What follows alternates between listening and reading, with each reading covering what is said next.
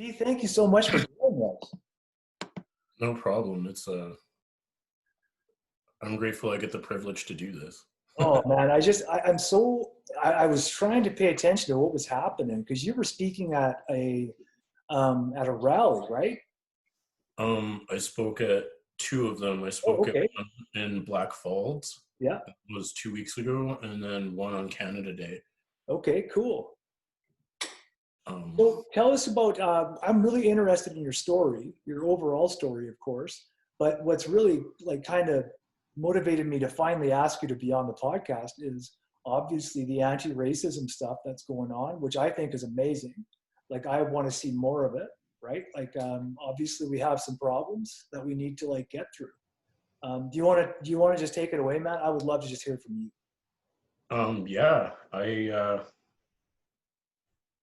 I'm just trying to figure out where to start with Yeah, this no doubt. whole anti-racism thing. I mean, um, it's something that I've been part of my whole life. My grandpa in '95 was part of Gustafson Lake standoff, and my mom, she really didn't want us part of that. And Well, what was that? to Can you think tell me that about that? Gustafson Lake standoff was about our rights to have a Sundance. Mhm. That's what was it. And the National Guard and at least 100 RCMP showed up to prevent us from having a Sundance because we had weapons there and we were gathering. And in 1995, like this was still against the law for us to do. Mm-hmm. So I've gotten to see a lot of that with my family. It is kind of messed up that the Canadian government still considers my grandpa a terrorist. Oh, gee. So did your And grandpa pass away with that label? no, he's still alive, but he's Okay. still a terrorist. Like he Yeah. can't leave the country. He can't, he's restricted from doing a lot of things, and it's a lot of the stuff that we deal with that a lot of people don't know about. I started to share some of my mom and my grandma and my aunt's stories from the residential school. Um, and it's been pretty intense because there are a lot of people that don't know about what happened in the residential schools. Yeah. Um, it's That's really not an hard. easy subject. Pardon? That's not an easy subject to like talk to people about, right? No, it's hard because I've brought up some of my traumas in recovery, and I kind of got shot down Hmm. because I was like, "Yo, man, this is what's been bothering me," and like I just needed to talk about it with someone, and I mentioned some stuff in a meeting, and I got approached afterwards and told that I shouldn't be talking about that stuff, and I was like, "Well, it kind of was a part of my recovery, and I'm talking about how it relates to like the steps that I'm working and all this other stuff." Yeah. And I've had a lot of people just try and sweep me under the rug, and Oh, it wow. sucks. Um, because like I talk about some really horrendous stuff that happened to my family. I'll tell you guys a little bit. My aunt and my grandma, they told me about this White House that was in the center because they went to Joseph's. I don't know if it's St. Joe's or Joseph's boarding school in Williams Lake, BC, and it was closed in 1980. And my mom and my aunts and my uncles were one of the last residents there. And they told me about this White House, and I can't stop thinking about it. It kind of keeps me up at night because it's like, man, I can't believe something like that would happen. So the priests, when they would rape the Indigenous girls when they'd hit puberty and they'd get pregnant, they would force them to burn their babies in the furnace of that Oh house. no. And this is stuff that my aunt told me that she witnessed, and my grandma told me that she'd witnessed. My aunt told me about how she would wet the bed because she knew if she did that, the priests and the teachers wouldn't rape her. And that she was 6 years old when this was happening. Oh, Jesus, man. And it's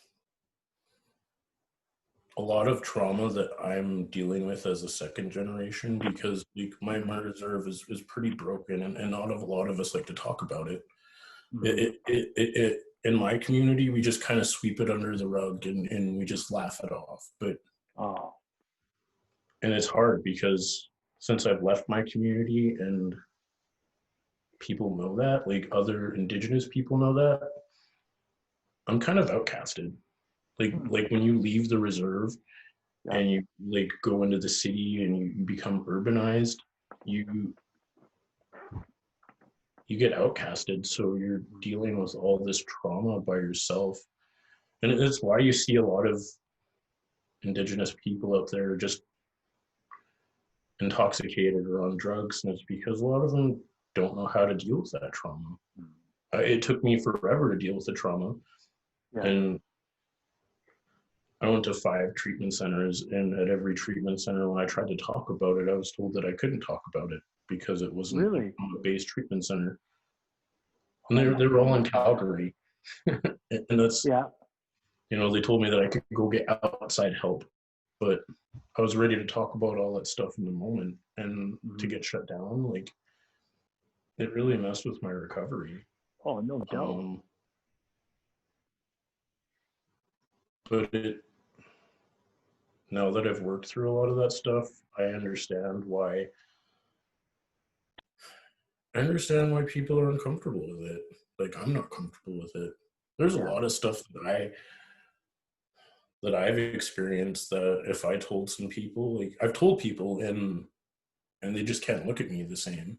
Mhm. I told people about my experiences being homeless in Calgary and almost being sexually assaulted. Um, I was living at the DI. Mm.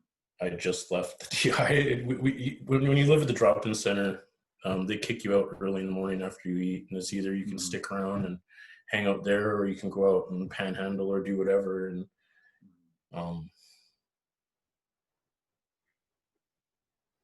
I I had some rich guy drive up, wave some money in my face, and kind of said, "Hey, if you come do this, you don't even have to do anything sexual. This is all you got to do." And I did it once, and I felt really dirty. I got a room in the Shamrock. This Yeah. was a few years ago, and the second time I tried it, because the guy gave me his number and told me if I wanted to make more money to call him, and I did. And he brought me a coffee that day, Mm. and I felt weird. Like when he brought the coffee, he was just like, "Here, here, here, here, Mhm. drink, drink, drink, drink," and I could Yeah. just feel that, and I could feel the tension of him like getting irritated that I wasn't drinking his coffee, and one thing turned into another. Him and I got in a really big struggle. I ended up hitting him a couple times and falling out of the car and rolling out of the car to get away. And Thank God you got away, man. well, this kind of stuff happens to our homeless in Calgary and Edmonton. Yeah. And that's the stuff that I'm getting out at is like, Mm. we need to start worrying about our people and the trauma and that's it. That, Mhm. that's how I got recovered. I when I went to the last treatment center that I went to, someone told me, because I was talking about the sexual abuse that I went through as a kid, Mhm. and they said that you're not dealing with the underlying issue.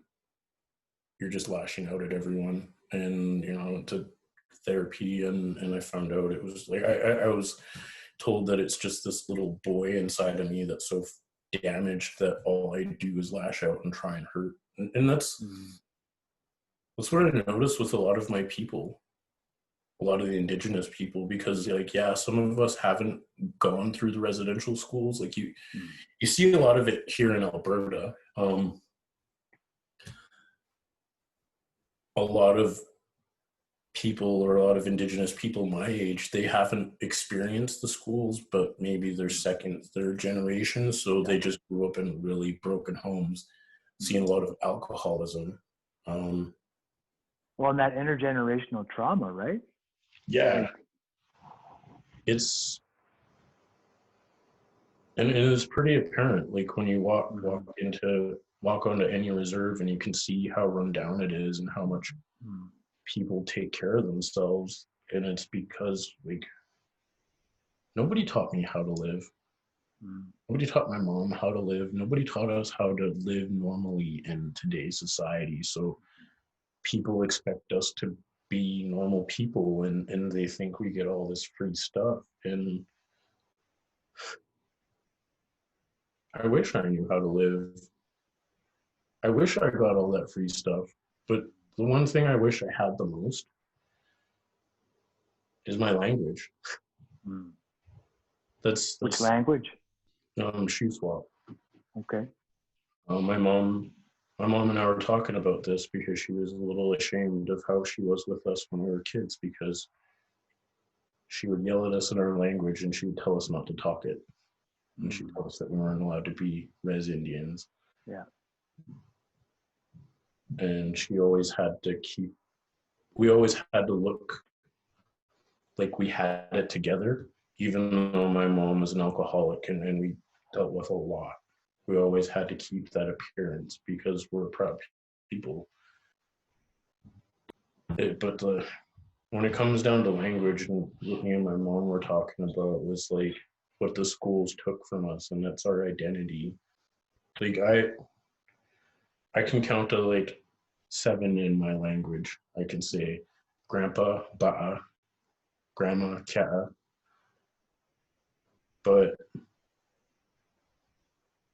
I don't have it. And people like all these people tell me like, oh, don't you get all this free stuff and free healthcare and yada yada yada? And it's like, no, man, I don't. And if you really think that me getting like my basic healthcare covered for the loss of my language and the loss of my identity is worth it, then you can have it back. If you can give me back my language, you can have all that stuff. I don't care. Yeah. I'll take out student loans. I'll do everything that normal people do. Just give me back my language. That's a very basic thing, right? Yeah, like it sucks. It's hard. It's hard watching Caucasian people, Spanish people, Asians, any other race. You can watch them and they can go learn their language for the most part. Yeah. I can't.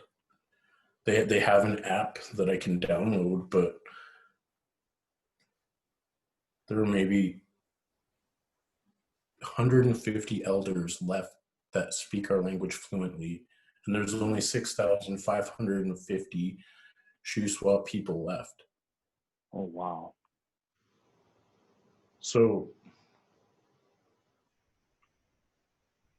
yeah, just if I could have that back, you could have the free healthcare, you could have the tax card, you could have all that stuff. I don't get anything for free. I had to pay for my own GED. I had to use my curb check to pay for my upgrading classes. I think, V, that's what people forget who don't know, is that they forget that the rights that you're talking about and that we've been talking about for a while now are clean water, man. Like clean water on the reserves. Like we're not talking about free trucks. Like that's a bunch of bullshit. Yeah. Right? And like that, we still don't have clean drinking water on my Exactly. reserve. And it's 2020. I know. We still have to, on my reserve, the water is so, it's brown. Like really, hey? It's literally brown, and like there's dirt that comes out of it. Like you can see it on the tubs, and a lot of people tell me like, well, why don't you guys fix it? Why doesn't your government fix it? And I'm like, well, a lot of us didn't know what was going on. A lot of us weren't aware that some of our chiefs were getting money to fix this, and they pocketed it or they blew it all. So people are getting mad at the people when we weren't aware, because we get kept in the dark. A lot of the natives that move to the reserve, they get kind of just pushed aside, and it's like, hey. Yeah, and I could see that, V, because like as a white man, 45 years old, it's not like I'm being told. I'm not being told that you guys don't have drinking water. You know why? Because if they tell us, we're not going to sit back and just let this shit go, right? Like, and so I'm grateful for you for being so vocal, even though I know, like, obviously this stuff is triggering, man, because it's heavy shit, right? It's triggering, but as much as I want to go drink and use, Yeah. I got recovered, and Mm-hmm. I can't believe that. I can't. That's awesome, dude. How's that for you? I wouldn't be doing this if I wasn't recovered. Yeah. Like that's I've never lived on my own. I've never had a laptop that I bought out of the store. It was usually stolen or something that someone gave to me like secondhand, and I never really used it unless it was for like Facebook or music. And now I'm going to school and I have a home and I have a life. Dude, I have a PlayStation. Wow, good. The last time I owned a PlayStation, when I bought a brand new PlayStation, was like 2010. Wow. Good for you, man. And even before that, I have a life. And as much as the stuff can be triggering, and I slip into mania because I have a lot of mental health issues. I deal with PTSD. They think I've got borderline personality disorder because of all the trauma that I've been through. And I've gone through a lot of stuff. And that's the other thing that people don't really grasp onto. They're like, oh, you got all this free healthcare, but it's like, yeah, but I have to wait 6 months to see the specialist that, specializes in the therapy that I need. And not only that, because of the politics right now, and like these psychology offices being privatized, I need to have a credit card in case I miss an appointment. And if I miss that appointment, they won't see me for 6 months, and then I have to restart the process all over again. And a lot of these people that are trying to get this mental health help live on reserves, and they don't have ways out here. And a lot of these therapists will go out there, and it's not really helping anyone. There are so many flaws in the Indigenous healthcare system. It's ridiculous. I was talking to a friend the other day who was escaping. She was escaping domestic violence, and she's at a safe house in probably one of the grossest neighborhoods in Calgary, where there are like meth dealers and fentanyl dealers just hanging out outside of this like women's shelter. And Aboriginal women, and they don't even give them a chance. Like if you think about it, like us as addicts, Indigenous, whatever it is, if if you're trying to escape that kind of lifestyle and you're put down on like 118 and 95th Street, I don't know if you know Cal or Edmonton that well, but it's a pretty neighborhood. It's sad because I watched a couple of those women that were my friends that ended up in that safe house get hooked on it, and within a month or two they were working the streets, and they're just trying to escape domestic violence, and they're put in this safe house down in one of the dirtiest neighborhoods in Edmonton. And it's like that across Canada. There are recovery houses in Calgary. They're supposed to be Indigenous, but they're right behind Marlborough Mall beside a trap house. And I lived in one of those, and I'd literally watch once a week a body bag come out of that house. I'd watch someone like kick the door in next door. We had homeless people constantly in our yard, in our backyard, peeking in our windows. And we were in a recovery house. We were coming out and finding needles on the ground, meth pipes. guys just passed out in our alley, and people wonder why my people are mad. People wonder why we're upset and hurt, because we get the crap end of the stick in the residential and then thrown into these unsafe communities where we're supposed to find change.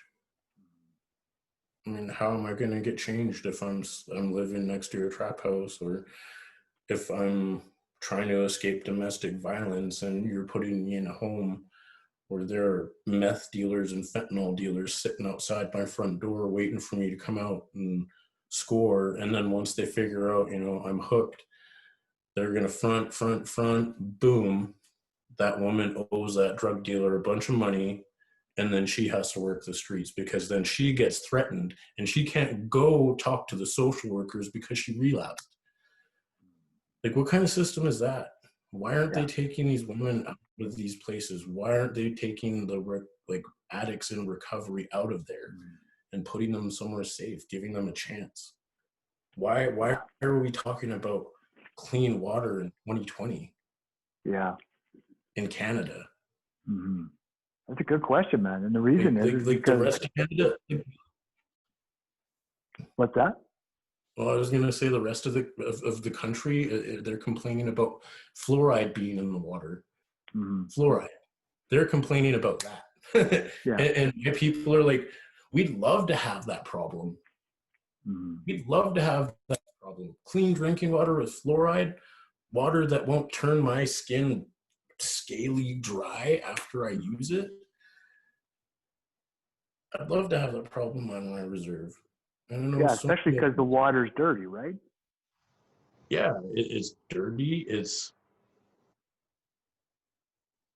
a cesspool. Mm-hmm. Like, it's just water that sits there underground in old rusty metal containers, and that's what we have to live with in Canada. Yeah, it's crazy, man. Like, Canadian system of governance for the Indigenous people here has been apartheid. Like, it's compared to apartheid across the planet. Same with the States, right? Like, we've been compared to South Africa in terms of how we treat the Indigenous people of Turtle Island, right? Like, period. Some people have flat out accused us. Obviously, we whitewash it, right? For consumption, so that nobody really knows that's what people think of us, right? But that's what they think of our government. And you're like, to touch on the American side, like, it's worse down there. Yeah. It's way worse because they get to govern themselves, and they get maybe 12 police officers, Indigenous police officers, to work on the res. So you have that many cops against, they have cartels running reservations in Southern America. In Southern American states, they are funneling drugs through those reservations because the federal government cannot go on that land down there, period. If we had the same rules up here, I mean, I think we'd kind of be better off, but if you are a police officer, FBI agent, ATF, you're not allowed to cross that line without permission. If you come across and try to arrest someone, you can be arrested. Yeah. So they have no chance. You've got all these cartels and all these drug dealers and whatnot funneling drugs into these reservations, and a lot of them are left to their own devices, and they're told to take care of themselves, and they don't have money. They don't have anything coming in. So yeah, of course we all turn to drugs. We all turn to selling drugs and crime. What other choice do we have? Yeah. I can't I can't get hired in this province because of what I am. And when I do get hired, I have to work harder to keep that job. And it's cool because, I mean, it's not cool. It sucks because, like, I get told all the time, V, you're the hardest working Indian I've ever seen. And I'm like, man, how many Indians have you had working for you, or if you just like basing this off of me and like maybe one or two other people that you've had work for you? And it gets to me. Yeah. I bet it does, man. But How do you find it, now that you're in recovery, you've been in recovery for a while, are you finding different ways to cope with that anger, and the difficulties? Like you mentioned some mental health stuff, like this, the racial stuff must just absolutely blow up the mental health aspect, right? Like your mental health, because this is so personal, like deeply personal to you. You know, like it's not just you personally, but your family personally. Like this is so deeply a part of you, the voice that you're using, right? Do you find that it's getting a little bit more honed with recovery? it is, but to tell you the truth, I had a mental breakdown not long ago. Mm-hmm. I went into full mania. I threw a bag of rice and some cans of potatoes in my backpack and a t-shirt, and I don't know. I blacked out, and I came to headed out towards Alberta Beach, and I had no idea what I was doing, what was going on. And now that a lot of this mental health stuff and this trauma is coming up, it's hard to get help, because when I go to doctors and try to tell them like, hey, this is what I'm dealing with, because they see me as an addict and as an Indigenous person, they're like, we don't want to give you this medication. You could kill yourself. And I'm like, I'd rather have this medication than almost kill myself or someone else, because when I slip into mania, I'm not in control. Mm-hmm. And that's it's hard. So are they denying you medication, then? Um, I'm trying to get off of mood stabilizer, and it increases my appetite Mm. to the point where I'll wake up at like 3 in the morning and I'm eating half of my fridge. So I've like explained this to my doctor, and I'm like, hey, they prescribed me something else, but they keep on trying to push these other medications on me that like add weight gain, or when I come off of them, because I've been on so many different medications, I'm like, okay, this is what works, this is what doesn't work, this is what'll help if you restrict me to 20 for the week when I'm coming off their mirtazapine, because I've been on the mirtazapine for a year, and this is the mood stabilizer I'm coming off of. And when you come off of it, after like 3 days, the anxiety is so unbearable. It's like as soon as I wake up, it's like, bam, bam, bam, bam, bam, bam, bam. I'm sweating, I'm nervous, I'm anxious. I think the whole world is out to get me. I think everything's going to end. And it's all because of this one medication. Like I've tried to come off of it a couple times in the past 6 months, just like taper off. And then as soon as I get to that second day, I'm just like, oh my God, I'm going to die. I really need help. And they said the best thing that I can do is go check myself in the hospital and stay there for a week. But I keep telling my doctor, like, I'm in school, I have a job, I'm working my recovery program, I am doing Zoom big book studies twice a week, like I'm hosting them, like I'm okay. I just need the help to get off of this. And they don't even listen to me. And I've talked to my pharmacist, who is awesome. Like he is probably the most helpful pharmacist I've ever had in my life, because I laid all this out to him, and I was just like, look, man, can you help me out? And he's been advocating for the past week. Every day he sent them faxes. Oh, good. Not helping me. They just tell me to take a little less mirtazapine, and even my even the pharmacist is like, I don't get what's going on with them. Mm-hmm. And I mean, I understand they don't want to prescribe narcotics, but why was that an issue like 7 or 8 years ago when I tried quitting drinking, and I said, hey, I need something to come off of the booze, and the only thing they could give me was Valium, and they wouldn't give me a non-narcotic alternative. And the only way that I could get that covered is if I applied for it through my doctor, and he has to fax all that to Toronto, and it usually takes 40 to 50 days for all of that paperwork to process. I'm in the middle of that process right now to get a different medication, because this is a newer medication. I don't even know the name of it, but I have to wait almost 2 months just to get approval for it. And they want me to keep taking this medication that has given me, like, people say they've gained weight because of COVID. I've gained weight because of this medication. I've put on 40 pounds. Wow. And it's because, like, I wake up 3 a.m. I've tried doing everything that the doctor told me. I drink water. I tried drinking Ensure. I tried just sticking to like yogurt and fruit. But all that yogurt and fruit has a ton of sugar in it. Yeah. And it's like pulling my teeth with scissors. That's what it feels like. So, yeah, like, it's not as easy as people think it is to be Indigenous. Like, we don't get all this free stuff, and like I said, I can't believe it's 2020 and I'm helping a woman with a GoFundMe for a truck and a water testing machine so she can test the reservations in Alberta, and she wants to do it across Canada eventually, but little steps. And I get that. It's just, why does this have to be a deal right now?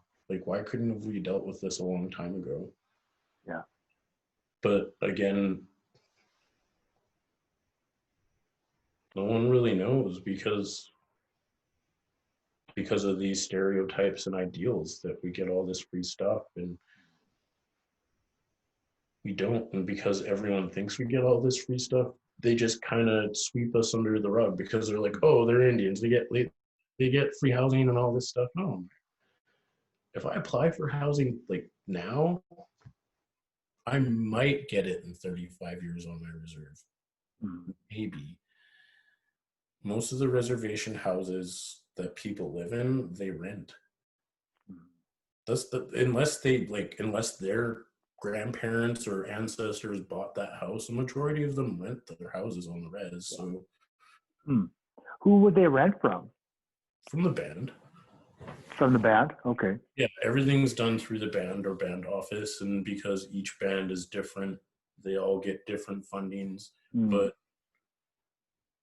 when you go to my reserve, like, a lot of, like, I've been working in construction the past 12 years, and I look at some of the work that they've done and I'm like, man, when are they going to get a professional in here to like fix this, to fix the lighting, to fix the plumbing, to fix the siding, the drywall, anything. And people think that we get all that for free. Yeah. Like, Such bullshit.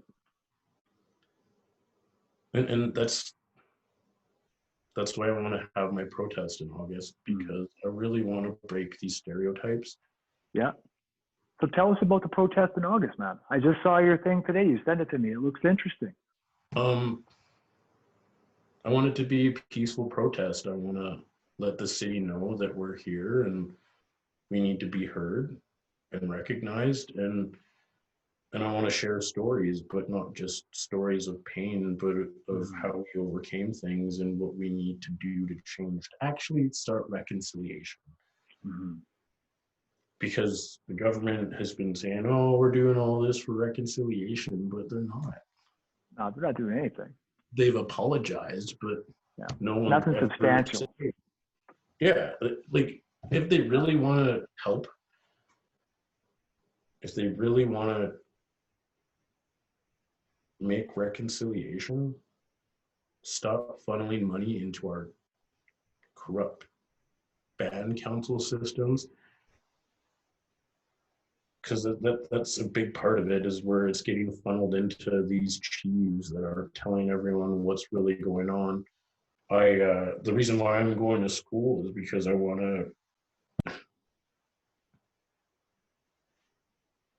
I want to start a group of Indigenous people that kind of monitors where all that money goes, Mhm. and keep the people aware of what's really going on. I want to break this corruption, and I want to give people an idea of what it really means to be an Indian. And people don't like that word. And I've almost gotten kicked out of 4 of the 5 treatment centers that I went to for saying that word, and they were white treatment centers that told me not to say Indian. But it's on my status card. It says Certificate of Indian Status at the top of my status card. So that's another stereotype that I want to break and help with, and help kind of bring reconciliation to forward. With this protest, I want to talk about that. I want to talk about programs that the government can start to implement, not just with Native people, but with all people, because I'm not our people are the only ones that have experienced this trauma. And I think it needs to be available to everyone, because that's what my grandma taught me. You know, through all of this chaos and all of the drugs and addiction and everything, I still hold on to what my grandma taught me. And that I just gotta love the world. After everything that she went through in residential school,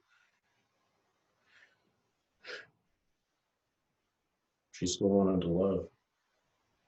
And that's the other thing that I want to get across at this protest, is that we gotta stop with this hate, this negative bull crap, and not just Indigenous people, but everyone. Because I have, since I've started speaking and going to protests, I've had white people come up to me and they're like, oh, I'm just a privileged white piece of shit and blah blah blah. I'm like, yo, dude, I never asked you to call yourself that.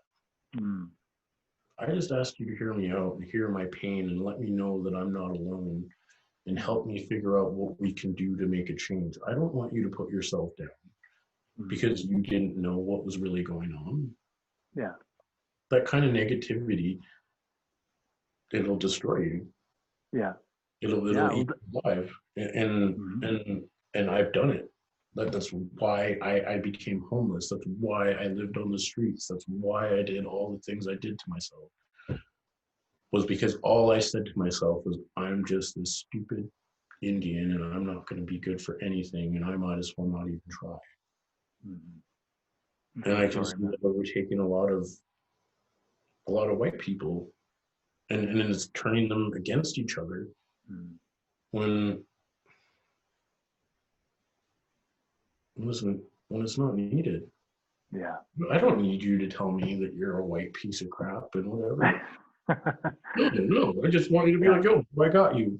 I hear you. I'm here with you, and I love you, bro. And we're gonna get through this. That's what I want to get out. And those people that want to hear white people call themselves that stuff, I just understand that they're sick. They're still wounded, and they still haven't worked through what they've worked through. Yeah. But it's that guilt response, right? It's like that, until I had a gentleman, Indigenous gentleman, really wonderful human. He told me, he said, Dave, they were talking about trauma and the intergenerational trauma. And he said, Dave, it's not that we blame you, but we have to be able to talk about it with you. And that hit me so profoundly, V, that it's like, yeah, you know what? If you have an opportunity to express that pain in a very real, genuine way, I just want to be able to listen, right? Because I don't know what it's like. I have no idea what's going on with that. And that's like the biggest obstacle that I've come across with a lot of white people, is like, because they didn't know, and they think that they need to go right this wrong and burn down every racist home and go burn every Confederate flag. And it's like, no, not the fight we're talking about. We just want you to sit and listen. And honestly, if you just listen to us, us know that we're not alone, that's the best thing you could do for any person dealing with trauma. Yeah. And that's what I've been fighting with. It's just people wanting to go, like, I had to leave the Facebook group because, like, I got attacked because a bunch of white people called me, like, a traitor because I told them they shouldn't go burn this person's house down that had a Confederate flag in their backyard. It's like, well, you know what? If they have that in their fucking backyard, it's not my problem. I have bigger problems to deal with than just a flag in someone's backyard. Yeah. My problem is that the government still calls me an Indian, that we still use the Indian Act.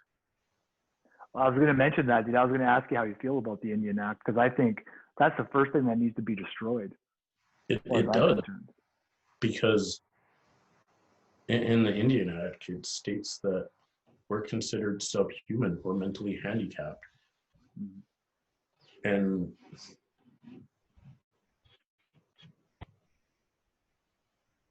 I've had a lot of people approach me and talk to me like I am that way, like I'm dumb. And you know, they believe that we're all illiterate monsters and that we don't know anything. I know a lot more than people give me credit, and I know the reason why they discredit me is because I'm an Indian. I just, you know, I gotta be honest with you. I just hate that. You're absolutely right. It's just so fucking awful, dude. Right? Like, it's just sorry. It just, yeah, it gets me. I just feel like, how could anyone treat another human like that? Right? It just breaks my heart.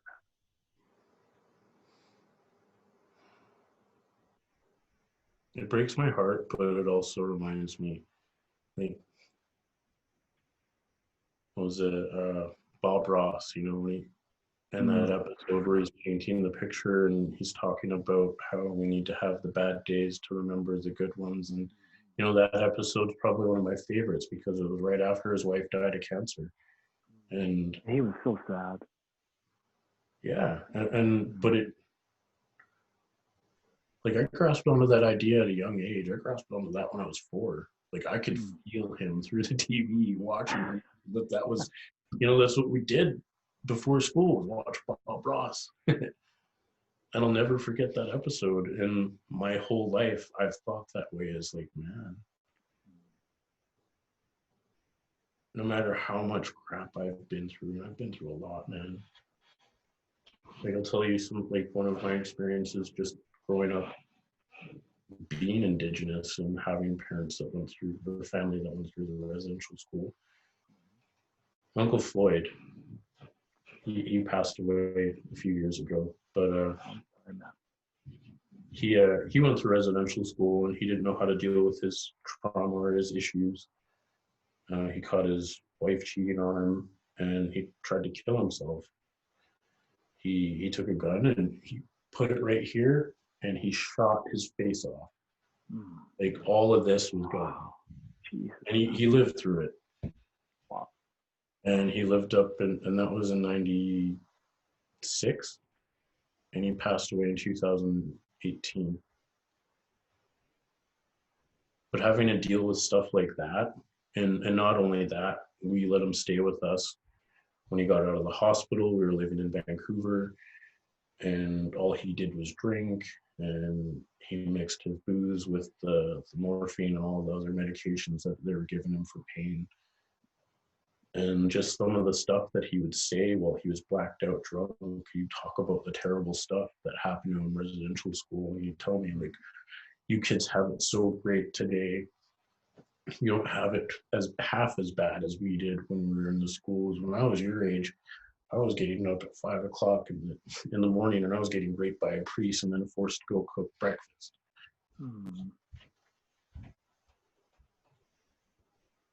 That's not something that normal people should live with. Nobody should have to go through that, man. Or know, before my dad was murdered and my mom was with him, like my dad used to beat the crap out of my mom. And it's something that I don't want to deny that happens on the reservation. Like, comes from the residential school.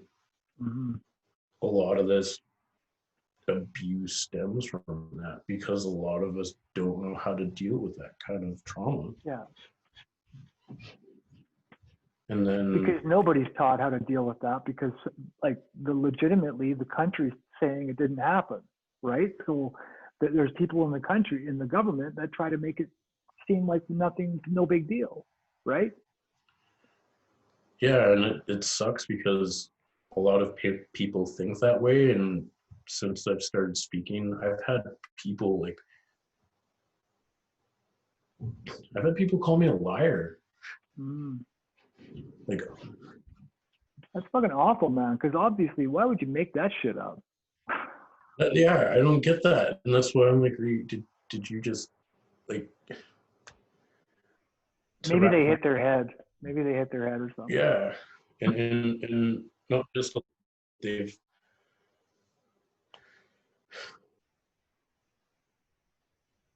turned a lot of my people against me because I'm opening up and I'm talking about all this stuff. Mm-hmm.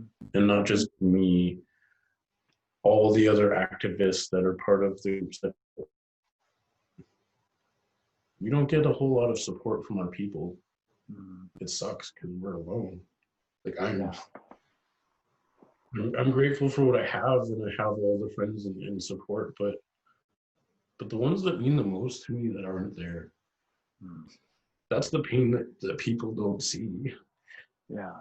You know, uncles and aunts that tell us that we're traitors and that we're doing wrong because we're speaking out because they were taught so long ago not to say anything that they think what we're doing is wrong.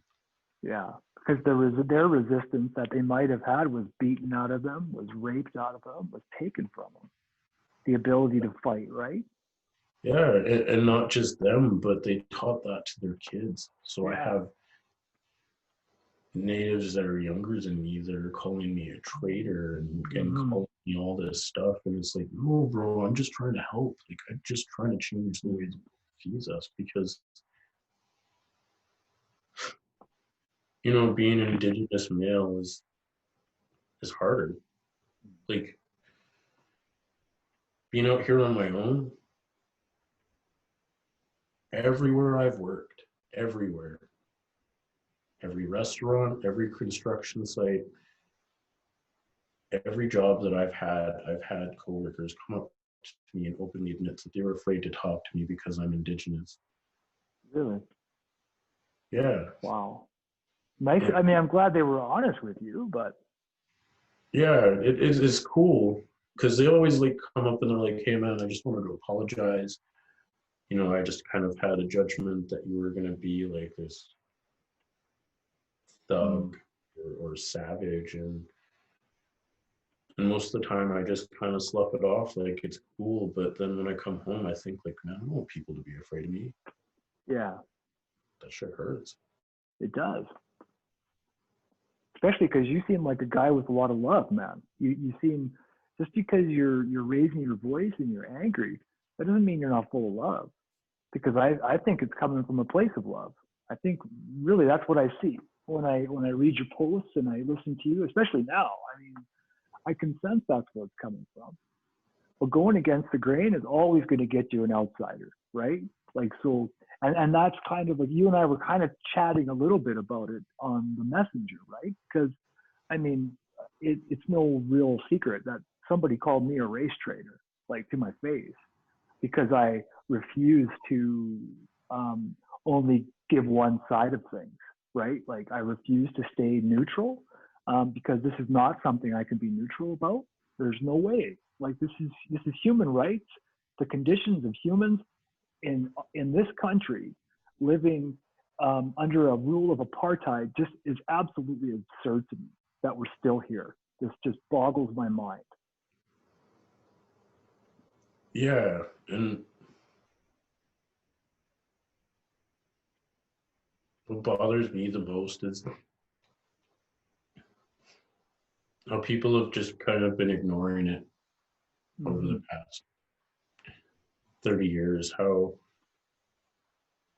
I mean, like, I get it. I get how the system whitewashed everything and tried to sweep everything under the rug. But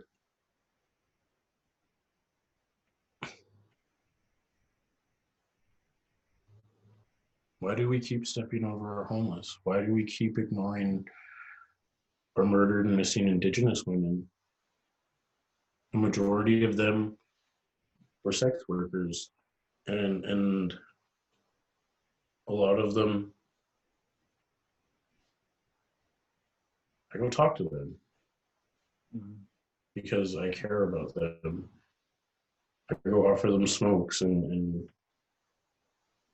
just someone to talk to, and I ask them about what it's like, and they're not afraid to talk to me because I am what I am, and I go down and I present myself the way that I do. I've talked to 3 Aboriginal women in Edmonton that have been captured and tortured for days, and they were working the streets here. And they're afraid to go to the cops because the cops won't do anything. 1, because they're prostitutes. 2, because they're Indigenous. And we're just sweeping these women under the rug. In my culture, the way my grandma raised me, what she taught me was that women give life, they give birth, they have this power. They are stronger than I will ever be. Yeah, I've been through a lot of shit, but I still give women that credit, that they give life, that they have an ability that I will never have. I mean, yeah, it takes 2 to tango, but they hold that life for months. And the connection that they have, it's what we need. They're just a lot stronger than we are, that's all. Yeah, well, in like in my culture, we turn to our women for advice because they have that knowledge and the experience of giving life, and they need to protect life.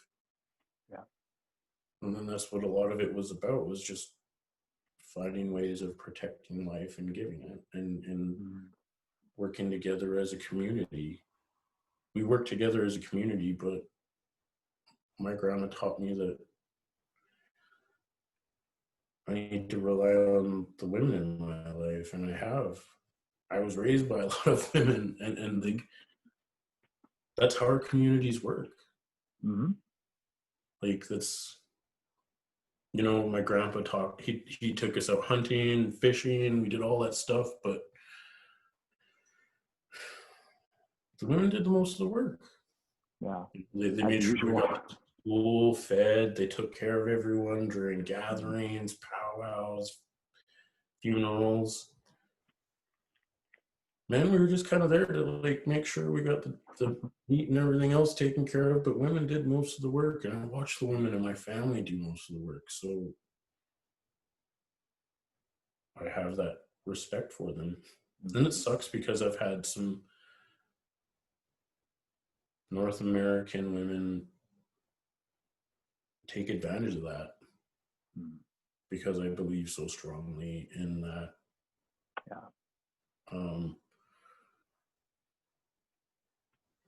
But the way that this North American society views women, it disgusts me because they have this glass ceiling or whatever it is, and it's why I work harder with women. It's why I work harder when, like, for example, one of the girls that I was training with at the diner I was working out a few months ago, and like, I didn't even worry about her being Indigenous. As soon as she was like, yeah, I'm going to be a line cook, I'm going to be a chef and all this stuff, I was like, man, I want you to be the best freaking line cook ever. I want you to rock everyone's world, and I want to help you become that, because that's what my grandma taught me, is that I need to help women do that kind of stuff. I need to motivate them because they gave me life and the opportunity to do all this stuff. I need to show them that much respect. In the way that I see our society treats our women, it's terrible. I have a, sorry, man, I heard you mentioned the murdered and missing Indigenous women. And I kind of wanted to just pick your brain a little bit about that. How do you think that the missing and murdered Indigenous women, how do you think that can continue to happen unabated without some sort of, like, obviously nationwide? There's got to be some people out there literally doing this regularly, right? Like, there's so many missing and murdered Indigenous women that there's only one way to account for it. There are literally people targeting them, right? So we would call that a serial killer. Now, because they don't have a suspect or anything like that, they won't say that. But is it possible? Now, this is something that crossed my mind. People call me paranoid sometimes, so don't hesitate to say I'm paranoid if you think so. But I really do believe that the RCMP either knows or is somehow in part and party potentially to this missing and murdered Indigenous women. I feel like I can't get around it. Every time there's another stab at the RCMP, it brings it right back to the forefront. Because how can this go on for so long with no results? There's got to be something to it. Well, if you look at the RCMP, they're originally created to keep us on the reserve and manage us. And when you look at a lot of these small towns in Canada, the amount of money that RCMP and police forces get to deal with the Indigenous communities, I'm talking millions. Millions of dollars just to deal with the Indigenous communities. Yeah. And I think a lot of them are just burnt out. A lot of cops are like, we've been trying and we don't know what else to do. You're giving us all this money, but they don't have the actual mental health resources at hand when they go out to these reservations for these calls. And a lot of them, like I said, they go missing because they are because they are with? Sex workers are targeted. And because RCMP, the police, any kind of, most people think sex workers aren't people. So that's why that's a shitty truth right there, man. Yeah, and that's why a lot of this that's why it's been going on for so long. They say that there was only like 15 people or 15 Indigenous women that they found on Picton's pig farm, but I did a little more research and it was 22. Yeah. 22 of the 35. Yeah, it was 22 of the 35 victims that were found. The ones that were found. Yeah. 22 out of 35. And they were all prostitutes. They were all sex workers in the sex trade. And they got lucky. The government, right? Like didn't somebody get away and that's how they found him in the first place? Yeah, but there are a lot of other bodies that they haven't found. Yeah, that's my point. Like, there's so many. I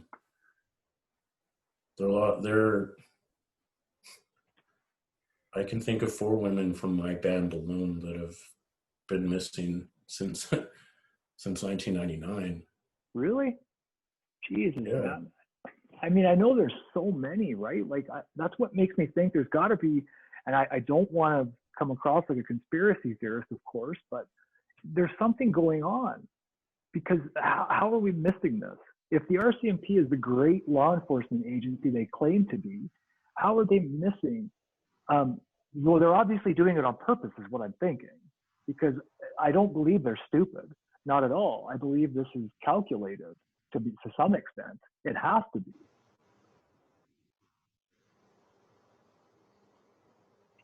My conspiracy is that they get paid not to care. Mm. That's how it That seems, for sure. like and being in the lifestyle that I've been in, and I watch, like, I've seen some crooked RCMP officers, Mm-hmm. and they get paid to sweep it. They get paid to ignore it, and that's it. Like, people think that all this money that's getting funneled into the RCMP is to help them, but really they're just paying them to ignore us. Mm-hmm. They and they don't give the RCMP the right tools or the right teachings. It's just keep those Indians quiet, Mm-hmm. let us do our thing. Which is probably an extension of the Indian Act, right? Like it's probably Yeah, the RCMP are like the sharp end of the sword of the Indian Act, I think.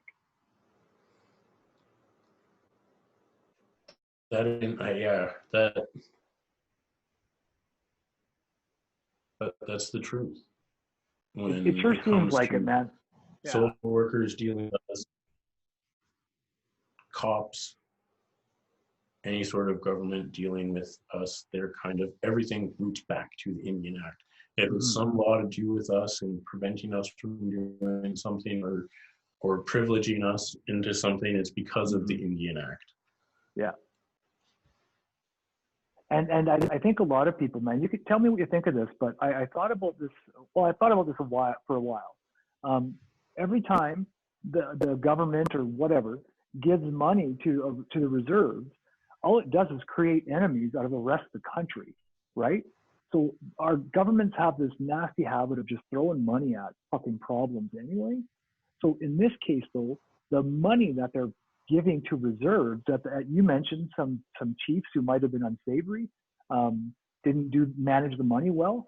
But think about it: if there was no Indian Act and they didn't give special interest, like they didn't give money away, instead they built infrastructure, right?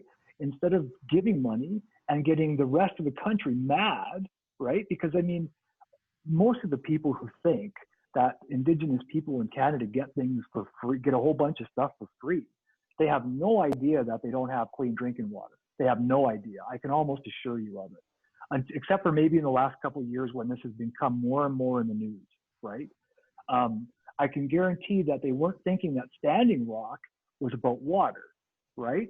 What happens is that, and like your grandfather, to be deemed a terrorist, man, by, and I'm assuming it was CSIS that did that, which is an extension of RCMP.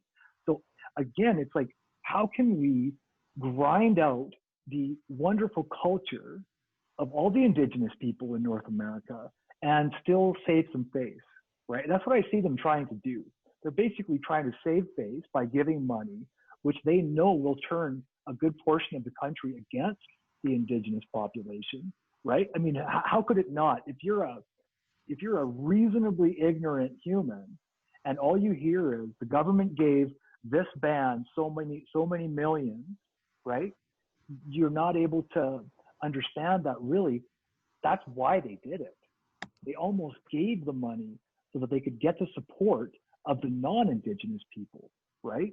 And say, oh, those Indigenous people, they're always mad, right? But Yeah, very seldom is it they're mad because they don't have clean water, because the Indian Act dehumanizes them. Like these are to me, that's the underlying, not to mention the residential school trauma and the down in the States it was the boarding schools, right? And all of the trauma surrounding it. it's not just the residential schools, Mm-hmm. like the 60s group. Mm-hmm. Something that my mom shared with me that is still like really hard for me to wrap my head around was that in between, school and whatever, instead of her going home for holidays like summer, Christmas, whatever, my mom was sent to foster care. My mom was forced to work on a farm, and she was raped daily by her foster dad, who would make her sleep in a basement, in an unfinished basement on dirt with the dogs and a potato sack. And people think that this assimilation is helping us when it's killing our culture, our heritage, and demeaning us. Yeah. I've got she was a really good friend of mine. She was part of one of the youngest members of the 60s group. She's from Saskatchewan, and she told me of the Christian family that adopted her and how her foster mom would try to wash the brown out of her skin when she was a kid. Oh, Jesus, man. And, you know, she would force her to go to church and try to assimilate her. But the whole time that she was doing that, she was just demeaning her by putting her down and calling her Indian and worthless and all this other stuff. And it's like, these people didn't help. These, like, and I'm not saying that these Christians didn't help other people, because Well, most of them didn't help. That's okay, man. Most of them were part of the problem. And it's because that they thought that they were saving us, but really they were just killing us. Yeah. Killing us on the inside. Well, and the outside, right? That's like, what it was. Yeah. It was there's no other way of putting it. Yeah. And that, not that, like, it wasn't my mom. She wasn't the only one that went through that. There are so many other people that went through it that just don't want to talk about it. And then thousands of people, millions probably. Yeah, and our communities just try and sweep it under the rug and forget that it happened, and then we get so caught up in addiction and abuse and neglect that we neglect our whole community, and we're all pretty freaking broken. Like, if you go to my reserve in the 90s, I went to an average of one funeral a year for 2 years. And that was because my people were drinking themselves to death, drunk driving accidents, suicide, drug overdoses. A couple of them killed each other because they were intoxicated or on drugs, and a lot of them were children that survived the schools. And when you go back to the government giving us all this money and turning society against us, the government is giving us money because they know we'll kill ourselves. That's the truth. They're not making any sort of repentance. They know that if they give broken people a large amount of money, a lot of us are going to die. And a lot of us that got residential school money or 60 scoop money have died. Like 40% of the people on my reserve that got money from the residential schools either drank themselves to death, died in a drunk driving accident, or overdosed on drugs. Oh, jeez. What the government should do to make some sort of reconciliation, give us this money, but instead of giving us this money, put it in a trust fund. Show us how to use it. But before you give us this money in trust fund, create mental health programs that will help deal with the trauma. So when we get out of those mental health programs, we know what to do with that money. Give us resources that teach us how to manage money. Because when you go to these reserves, you here in Alberta, some of the reserves that have oil money, none of them are taught how to deal with it. None of them are told, like, hey, you should go invest this money. Maybe you should go buy a stock in this. Maybe you should put in money towards towards your retirement or a home. And they've been doing that for generations. Yeah. And people think that, like, oh, you Indians should just, like, be smarter with your money. And it's like, well, we don't know how. Like, nobody's told me about all this stuff. I had to go to a bunch of different treatment centers and a bunch of other places to learn about this kind of stuff. Nobody on my reserve knew how to manage a bank account or pay for a credit card or any of that stuff. It was, and it's not like those of us that do that get free money get a whole lot. My on my Wait, well, let's make sure we don't call it free money, because it is not free yeah, money. it's not free money. It's just There's no fucking chance it's free, because every penny is deserved. More than that is okay. deserved. Let's say let's. Sorry, man. I just didn't They're want. giving I us a didn't want. gun, pretty much. What they're doing is they're giving us a gun, and they're Yeah. saying, "Here you go. Take this and do what you want with it." Mm-hmm. Because that's what they're doing. They're just like, "Here's a loaded gun. Yeah. Have at it." We don't know what else. Which absolutely makes me feel like it's on purpose, right? Like that they give the money specifically to build up that resentment that might be existing in the non-Indigenous people, as well as with some Indigenous people too, I'm sure. Yeah, and the money that some of us do get, like my aunt, she gets $275 to live off of a month in BC, in British Columbia.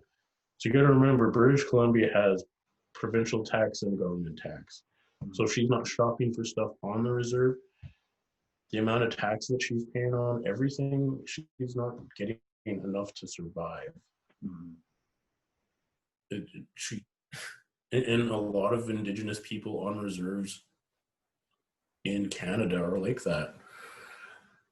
They think that we're getting all this free money when we barely get enough to get by.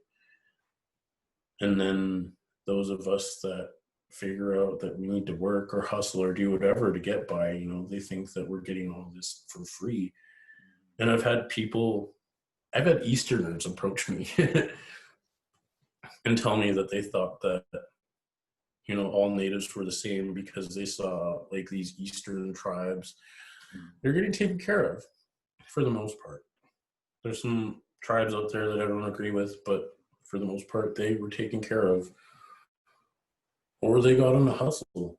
Like you see these res smokes, the bag smokes, You think our people really want to do that? Do you think we really want to be known for selling cheap smokes?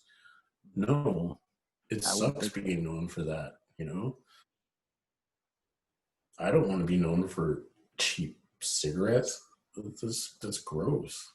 Mm-hmm. Like, and he told me that when he came out here, he thought that that's what all Indians did, and that's how we got by. And it was like, no, man, those guys are lucky that they get that hustle. Mm-hmm.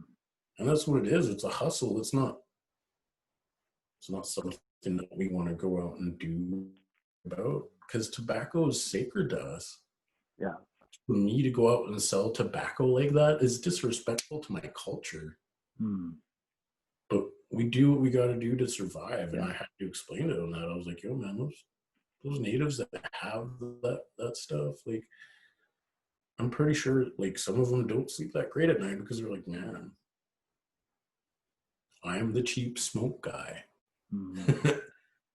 Yeah, and that might be absolutely, like, I could see how that would be a tough handle to have, man. Nobody wants that. And it's like, that's probably one of the first questions that like some of my past coworkers have asked me. Hey, man, can you get cheap smokes? Mm. And it's like, maybe, I don't know. Mm. Do we all look like we sell smokes and whatever else you think that we sell? And do you think that I can tell you about your dreams and talk to animals? Because I've had people tell me like they thought that I could talk to animals and Really? Yeah, they thought that I was like a weatherman. Like I've had past coworkers like, hey man, you think it's gonna rain today? Why do you have to ask me that every day? Like, why are you asking anyone else? Yeah. And eventually you came out like, man, I hate this kind of stereotype, but you Indians are so connected with the earth. And I'm like, well, I can get behind that one, that's okay. Yeah. But it still sucks because like, well, you're not like psychic. Well, and people have all these like wrong ideas of us. Mm. Well, that's why I'm glad that you're out there being vocal, man, and talking about this stuff. It's important, Steve. Like, it's important. I'm doing it.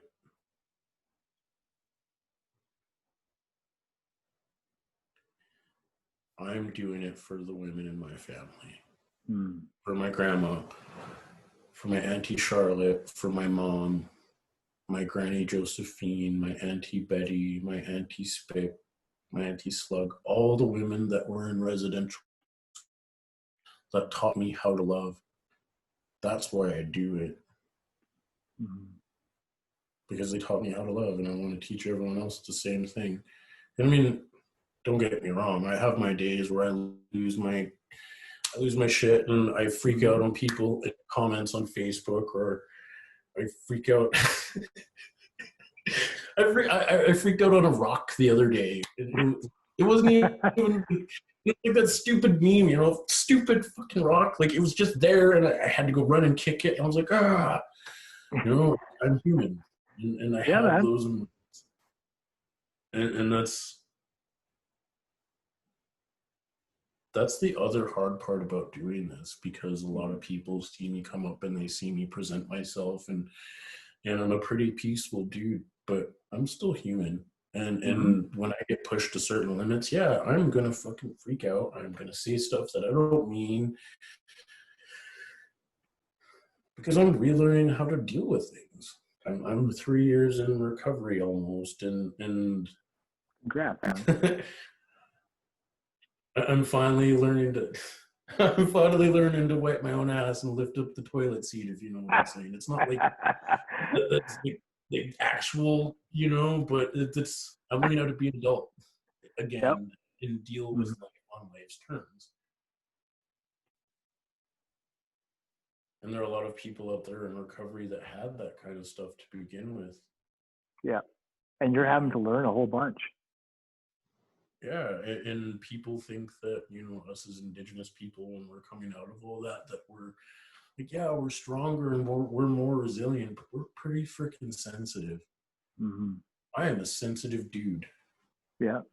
Like, I can't even tell you which commercial it was the other day, but it was like this stupid commercial with kittens, and for some reason I'm just sitting here like, oh my god, kitties. Pretty, and I just love them so much, and I'm just like, why am I calling them cats? Because I love them so much, and it's just like, so oh, much. and we're sensitive. Yeah. We're sensitive people, and we're proud. When you can't, yeah, of course you're sensitive, man. And of course you have every reason to be proud, right? Like, and every reason to be sensitive, because first of all, you've survived where the colonialists, when they came here, didn't think you would, right? Like, they were flat out banking on eliminating complete genocide. I have no doubt in my mind that if they could have accomplished complete genocide, they would have, right? 100%. There's nothing in the history that tells me otherwise, right? I don't care how many sensitive white people try to tell me otherwise. The reality is the reality. If there was no stop, they would have completed it. They would have completed genocide. If times hadn't changed, people stopped being okay with that stuff, they would have finished the job. That's my impression. Because the last residential school was closed in what, 1998? Was it, or 89? Was that? 96. Yeah. 1996. Yeah, and I was 9 years old in '96. Wow. So Yeah. for the last residential school in Canada to be closed in '96, that's saying a lot.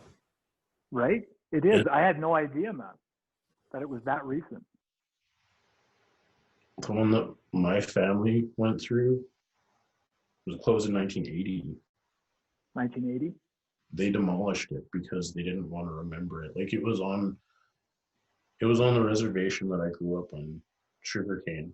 They changed the name now. It's like Williams Lake First Indian Band or something like that. But it's always going to be Sugarcane, and Sugarcane's always going to have that memory. Mm-hmm. And it's scary. Well, I'm sure glad they demolished it, man. I'm not, because No, because we can't. All we have is pictures of this atrocious place. Well, I guess you could have learned, right? Yeah. Yeah, well, it's not about me learning, it's about the rest of the country learning. It's the way the government swept everything under the rug and was like, we're just gonna like demolish all this stuff here. We're gonna give you guys all this money and let you fix your houses and all this other stuff. Good luck. And I got you. Yeah. we're just gonna forget about this and forget it ever happened. And that's the shitty thing, is that's what they want. Yeah. And that's what a lot of people want. But that's why that's why I'm doing the protest and speaking out and giving people an idea and breaking stereotypes, because that's our biggest issue, and not just with white people, but throughout our community. Some of my fellow protesters, they're from Musquecheese, formerly known Hobbema. I'm gonna always call it Hobbema, but anyway, he lives out there, and his community is outcast him because he's talking about the stuff that happens on the res and what it's like, and our poverty and the struggles that we face and the abuse. Because he's opening up about that, he's a target. He's a target from our people, and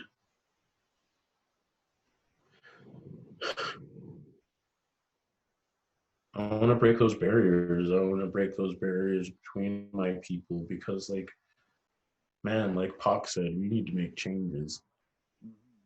We need to change the way we think. We need to change the way we act.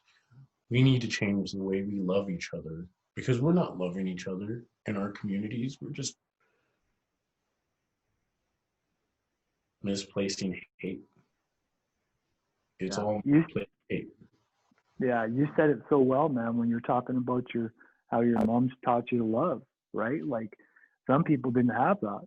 They didn't have anybody like showing them. And I mean, you could see easily how that would just be so destructive, right? That it would turn into hate so easily.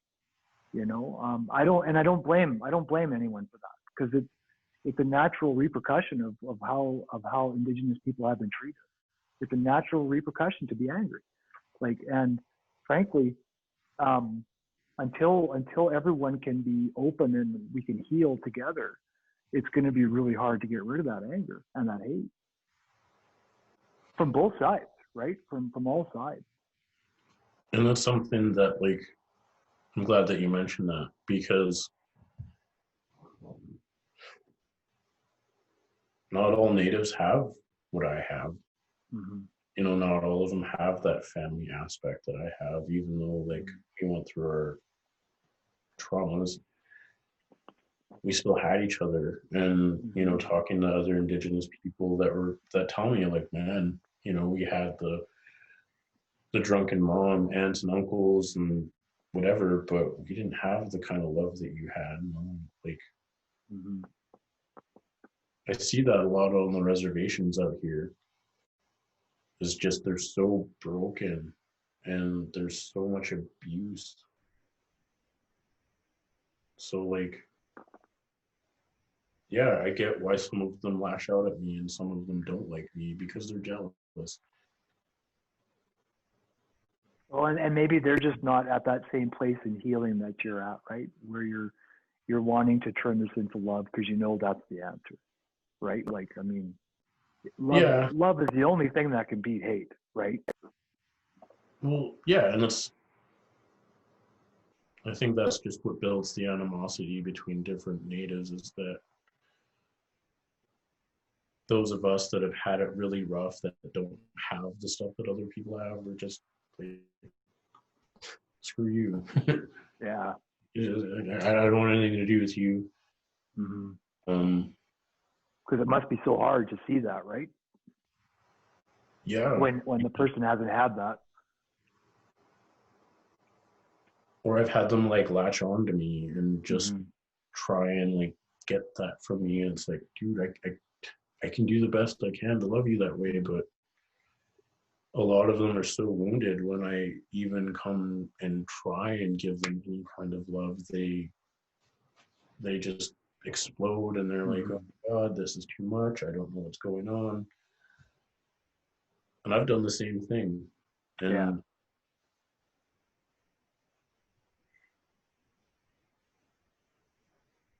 we're all so broken. This girl that I was seeing, she's Indigenous. She told me that she'd never,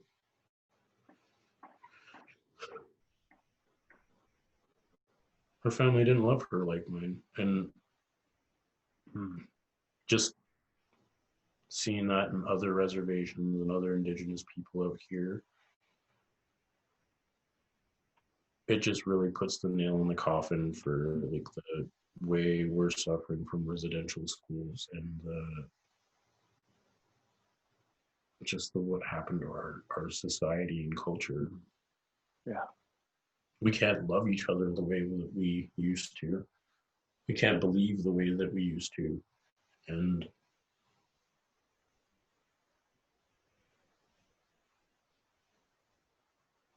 it sucks because we're all so alone. Even though like we're talking, I still feel alone.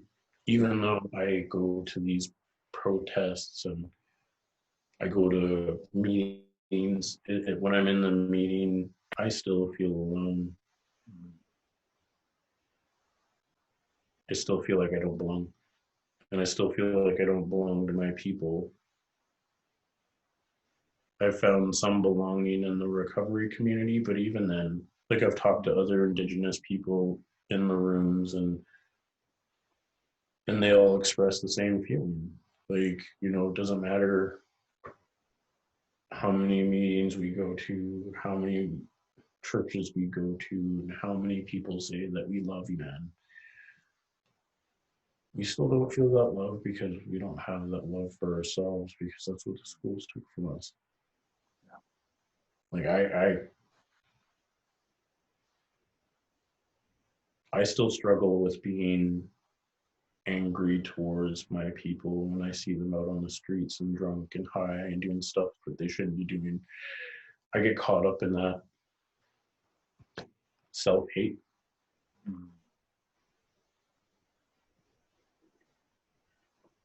But I got to remember we're all human and we're all people. Yeah. It's quite the journey. No doubt, man. No easy turns, eh? Like none.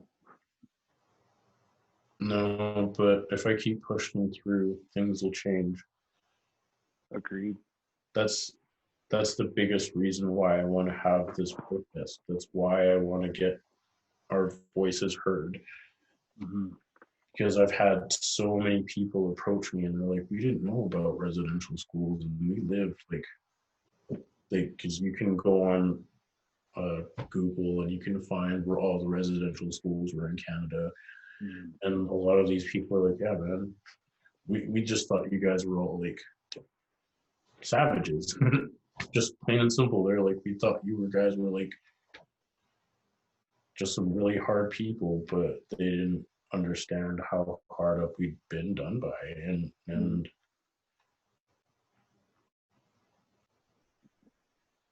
it's a relief when they come and tell me that they've listened.